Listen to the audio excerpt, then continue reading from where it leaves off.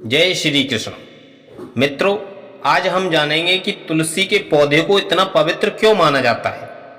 इसे आध्यात्मिक दृष्टि से देखा जाए तो तुलसी का अर्थ होता है जिसकी तुलना न की जा सके।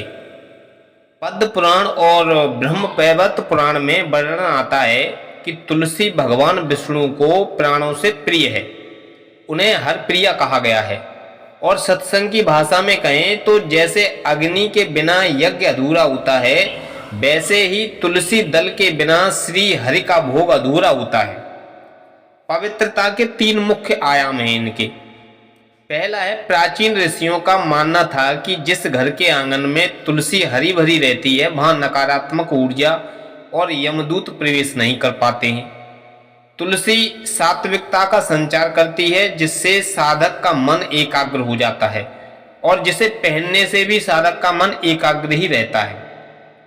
तुलसी हमें सिखाती है कि स्वयं को पूरी तरह ईश्वर के चरणों में कैसे अर्पित किया जाए। वह अपनी सुगंध, अपने पत्र और अपनी लकड़ी तक श्री कृष्ण की सेवा में समर्पित कर देती है।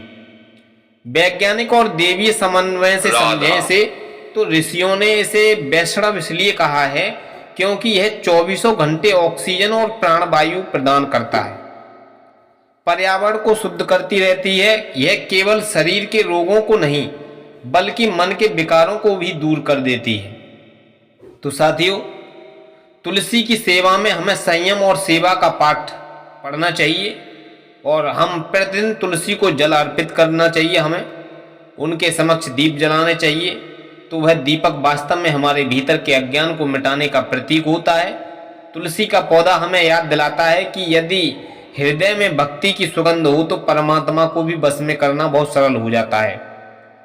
तो तुलसी को केवल एक पौधा न समझें, उसे अपने घर की कुल देवी और वैद्य मानकर के सम्मान दें। जिस घर में तुलसी की अर्चना होती है वहां सुख, शांति और समृद्धि का वास स्वतः ही हो जाता है। ऐसे ही ज्ञानवर्धक पॉइंट पाने के लिए हमारे चैनल को सब्सक्राइब जरूर करें।